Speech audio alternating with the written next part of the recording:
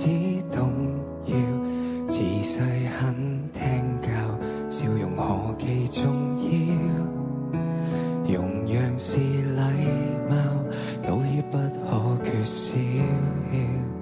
累了，一盞燈只好熄滅了，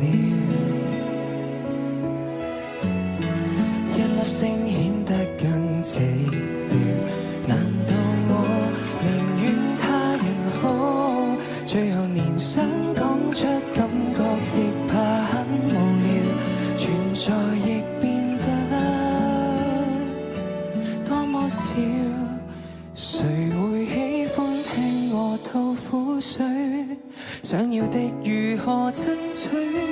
試一口拒絕，到底有沒有罪？重複的自問，還是覺得等一等死不去，能耐耗直到幾多歲？留住笑面，結果將裡面粉碎。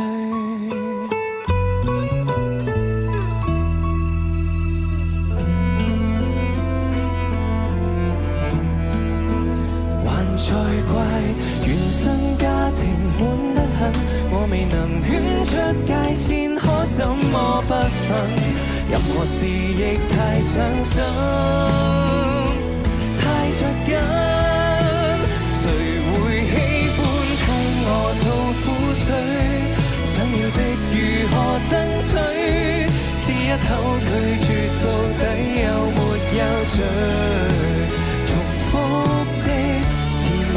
回頭又覺得不說更加乾脆，能耐耗直到多麼氣餒，留住笑面，偏偏一切沒興趣。為了可以留住身邊的人，磨平到懷疑着人生。徘徊在世上有什麼好興奮？當我看着遠方那麼灰暗，眼前全是內疚感，不吸引。還有一種感覺更空虛，來到這種感覺太唏噓。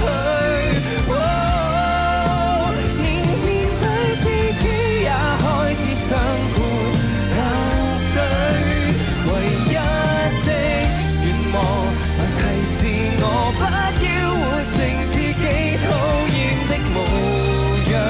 無論什麼不對，忘了心底總有暖風吹。不要哭，為何不溫柔這開？來撫心自問，仍能如孩子笑着睡，能量已盡毫不反對，期望有份美好不會失去。